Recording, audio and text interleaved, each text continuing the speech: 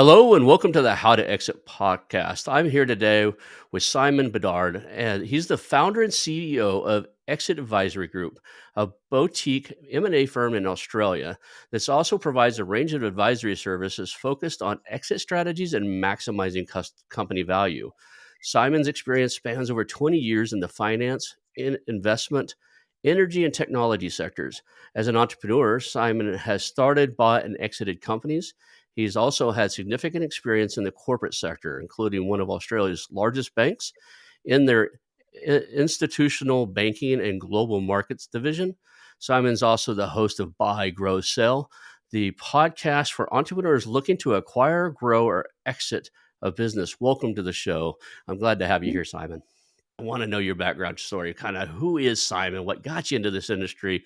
Why are you here today? Tell us a little bit about kind of how you got here. Yeah, cool. So, I'll try to give you the abridged version here. So, look, I started my career, my business life, I guess, certainly in the corporate space, but in the investment world. As you mentioned there, I worked at in an institutional banking, very large, high net worth clients, helping them invest. I think the principle of what I was doing there, is really focused on this. If you want to put $1 into something and you want to get $2 out later, like something's actually got to happen in the middle there for this to eventuate, right? So I think I always was focused on this idea of building value.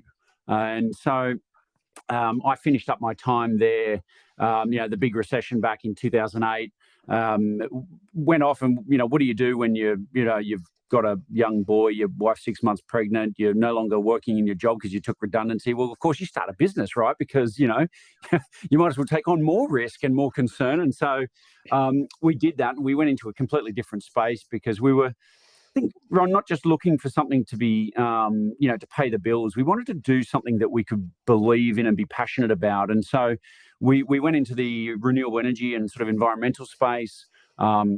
I guess early kind of adopters of that whole area. And, back in the day when a tiny solar system cost you 20 grand. So we started a business. We ended up buying into another business to help us grow and expand quickly. And we sort of built that up a bit and sold off a couple of years later. I did actually end up back in corporate for a little while, basically running a division here for a multinational. And about 3 years into that, decided I really needed to get out and do my own thing again. I think, I think for anybody who's really kind of run a business for themselves, it's a very addictive thing, and it's kind of hard to roll with corporate politics after that when you've kind of had the ability to shed all that in your past. So we started on this 18-month journey of looking for a business to buy. And so it was a new thing for us, really. I mean, we'd bought into another business. We'd never gone on the hunt to find something new. It was previous deal was in our own space. So, and I guess that 18-month journey, I guess our approach to that was very much around, we didn't have a specific industry, we were looking for. We were kind of industry agnostic. It was more about, well, what's the right model and how do we get into the right kind of business for us? And it was that journey, this journey of trying to avoid doing startups where we actually found our next startup. So, as life often has it. So treat people with respect and try to understand what their needs are and focus on that rather than just what you want out of a situation. And, I guess what I saw going on, Ron, in the broking world is, well, I'm sure you've probably heard, and your listeners have heard this expression, if all you've got is a hammer, you treat everything like a nail.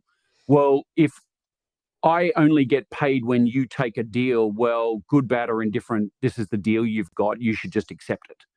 And I just saw a massive injustice in that. And pretty much I was on a mission to change it.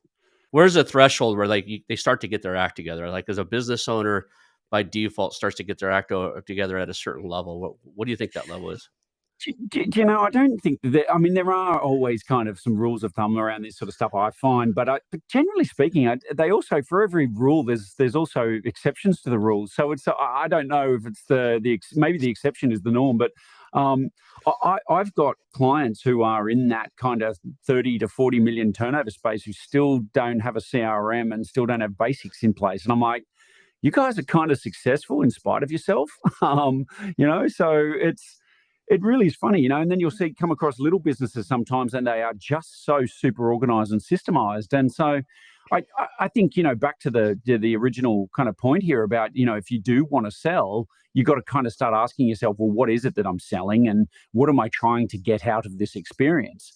And if I can take that even further up, to 40,000 feet, I think business owners are often asking themselves the wrong questions. Usually they're talking about, how do I grow? How do I grow? Well, if I'm going to sell, what can I get for it? The question should actually be, well, what do you want? And what do you need? And I actually don't think that's a business question. I think that's a human question. The statistics that we've seen around is that, only about 45% of businesses these days even go from Gen 1 to Gen 2. Only about 8 or 9% make it to Gen 3.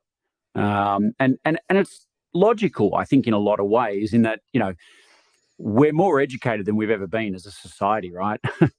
you know, the couple who immigrated to Australia or America and build some business out of nothing, and just happen to be more successful than the others and turn it into a multi-million sort of turnover business. I think in a lot of cases, those people are saying, well, I'm going to educate my kids. I'm going to give them all the things I never had. And, the kids all push off to be doctors and lawyers and, whatever else. But, they don't necessarily want to come back to the business that happened to make it all possible in the first place. So if you're going to try and play on those merits, like we say in business, there's always going to be somebody who's cheaper than you. So if you want to just play on price, you're going to get hurt. So you got to think about how to be different. You got to think about how to find that niche, how to play your hand to the best of your ability. And I think, look, to that end, I mean, don't assume that you have all the answers. Don't assume that you should have all the answers. That's why the entire coaching world exists. That's why we work in teams, right? It's you're going to be good at some stuff and you're going to suck at some things. So work that out and stick to your knitting. People Yeah. really do tie their identity to a sense of purpose and almost sense of self-worth to Yes. what they've created. And so how do Yeah. you address that inside of you've got an advisory service. You must have to address that somehow. Yeah, look, absolutely, and obviously there's different routes for different people depending on, we're obviously unique and our situations are unique, even though many of the problems are the same. I think there's a couple of different ways to approach that too. First of all, back to what we were saying earlier about the amount of time it can take to actually exit properly. If I valued your business today and it met your financial goals, okay, well, great. Well, then you are in a position to start engaging a sale process, right? But I always say to my clients, to run the process, you tell me to start now, you've got to give me 12 months. Now, okay, there's a possibility I might sell it in 6 to 9, but at the end of the day, allow for 12, because I've sold them in 2 months, but I've sold them in 18 months, and somewhere in the middle is probably what happens on an average, right? So allowing your mind that there's a 12-month process of selling. Now, if the deal we get requires you to hang around for a little while and, hopefully there's no earnout, but if there is an earnout, you might be stuck in that business for another 1, 2, 3 years. So all of a sudden, this ramp here or this actual exit point where you are no longer engaged in the day-to-day could be 4 years long. That's a fair amount of time to start thinking about what else you want to do with your life.